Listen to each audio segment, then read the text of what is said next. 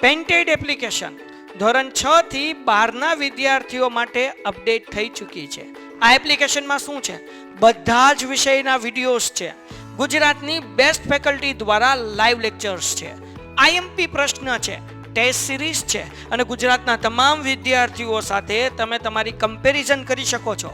ગેમિફિકેશન છે અને બીજું ઘણું બધું. તો તમે એપ્લિકેશન ડાઉનલોડ ન કરી હોય તો ડિસ્ક્રિપ્શનમાં લિંક આપી છે. હમણાં જ પ્લે સ્ટોર ઉપર જાઓ અને એપ્લિકેશન ડાઉનલોડ કરો.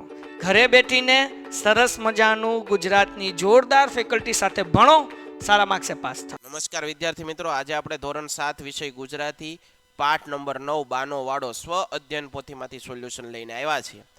પ્રશ્નોના જવાબ. બા એટલે નિરાંત ઉદ્યોગ. તમારા ઘરમાં નિરંતર ઉદ્યોગ જેવું કોણ છે? કેવી રીતે? મારા ઘરમાં નિરંતર ઉદ્યોગ જેવા મારા મમ્મી છે. તે ઘરના દરેક સભ્યોની સાર સંભાળ રાખે, જમવાનું, સફાઈ, બાળકોને ભણાવવાનું, બીમાર હોય તો તેની સારવાર, બધું જ કામ સતત મમ્મી કર્યા કરે.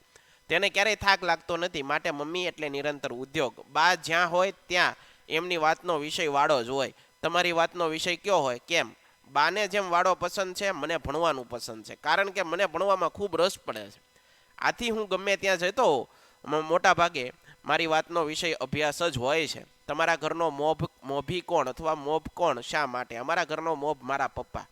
ઘરમાં કમાવનાર વ્યક્તિઓમાં તેઓ મુખ્ય છે તથા દરેક વ્યક્તિનું ધ્યાન પણ એ રાખે એની જવાબદારીમાં આવે. તેઓ ઘરની મોટા ભાગની જવાબદારીઓ નિભાવે છે, માટે તે ઘરના મોભ છે.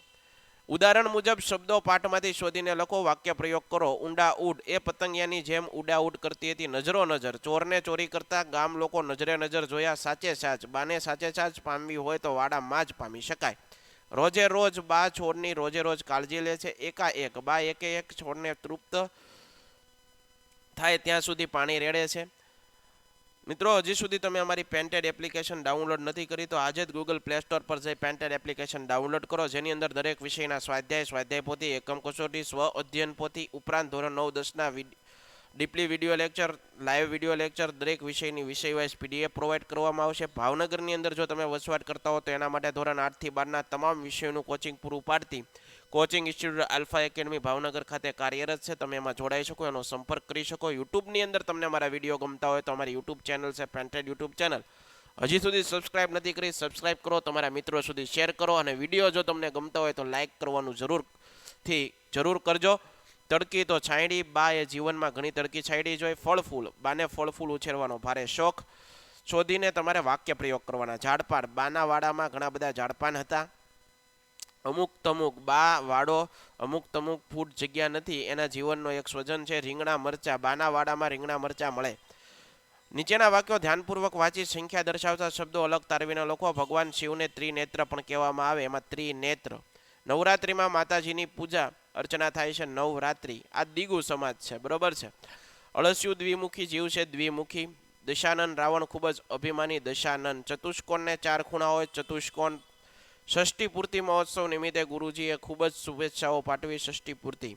અષ્ટાવક્ર. ભગવાનનો પરમ ભક્ત હતો. નવદુર્ગાના નવલા રૂપના દર્શન કરવાનો મહિમા અનેરો હોય છે.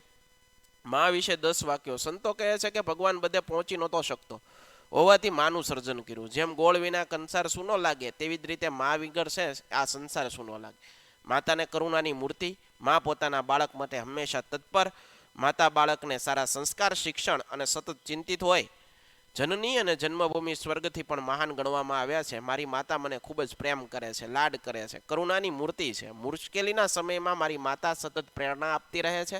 તેમની પ્રેરણાથી હું મારી સમસ્યાનો સામનો કરી અને સફળતા મેળવી શકું છું. આ ઉપરાંત બાનો વાડો એકમમાં આવતા ક્રિયાપદ વગરના વાક્યો શોધી, જેમાં કોઈ ક્રિયા જ નથી થઈ, બરોબર, એવા વાક્યની પ્રવૃત્તિમાં ઝાડપાન, ફળ ફૂલમાં ભારે રસ. નિરંતર ઉદ્યોગ એટલે બા. તો અહીંયા કોઈ ક્રિયા નથી થઈ તો ક્રિયાપદ નથી. મીઠો લીમડો. લીંબુ પણ ખરા જ. આમાં કોઈ ક્રિયા નથી થઈ. બધો જ નકશો બાની જીભને ટેરવે. અહીં પણ કોઈ ક્રિયા નથી. આપણે પામી શકીએ બાના અતીત અને વૈભવને. આમાં પણ કોઈ ક્રિયા નથી. કૌંસમાંથી યોગ્ય શબ્દ પસંદ કરી ખાલી જગ્યા પૂરવી. ખાલી જગ્યા ઘાસની પટ્ટીની જેમ આમ તેમ ફંગોળાતી રહેશે. સૂકા. પોતાના ખાલી જગ્યા વ્યક્તિત્વને અળપાવવા દીધું નહીં. કામઢા. ખાલી જગ્યા. લીમડો અને લીંબુ પણ ખરા જ. મીઠો. લોકોએ ખાલી જગ્યા ફૂલો ચૂંટી લીધા. સુંદર. આજે પણ એવી જ ખાલી જગ્યા લાગે છે. દમાદાર. તમારા ખેતરનો વિસ્તાર બરોબર મુલાકાત લેવાની હોય તો ખેડૂતને કેવા પ્રશ્ન પૂછો? ખેતરની કોઈ મુલાકાતે જાઓ તો તમે શું પૂછો? તમારા ખેતરમાં વિસ્તાર કેટલો છે? તમારા ખેતરમાં તમે કયા કયા પાકોને વાવો છો? તમારા ખેતરમાં તમે કઈ દવાનો છંટકાવ કરો? તમારા ખેતરમાં સિંચાઈ માટે કેવી વ્યવસ્થા છે? તૈયાર થયેલા પાકને તમે કઈ જગ્યાએ વેચો છો? બરોબર, આવા પ્રશ્નો આપણે પૂછતા હોઈએ. આશા રાખું મિત્રો તમને આ સોલ્યુશન ગમ્યું હશે. ફરીવાર નવા વિડીયો સાથે મળશું. ત્યાં સુધી જય હિન્દ, જય ભારત, ધન્યવાદ. Painted Painless Learning.